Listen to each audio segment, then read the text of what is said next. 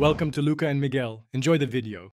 In this video, I will explain how to reset the oil life on your Genesis G80.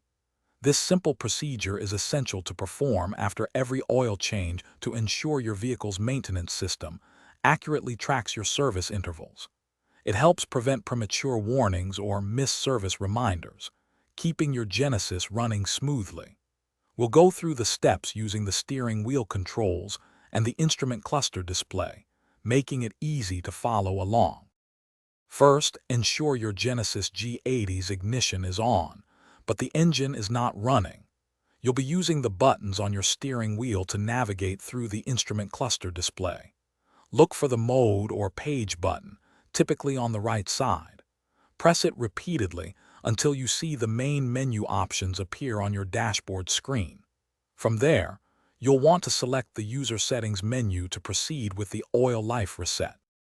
Once you're in the User Settings menu, scroll down using the up and down arrow buttons on your steering wheel. You're looking for the Service Interval option.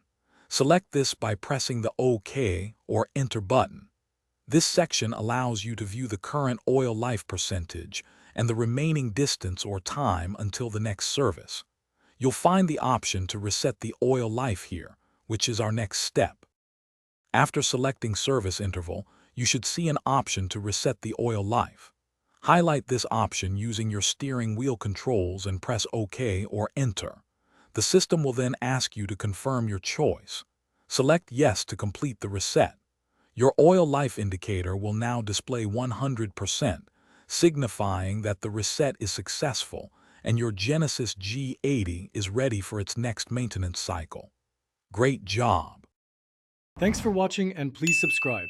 It's the best investment you'll ever make.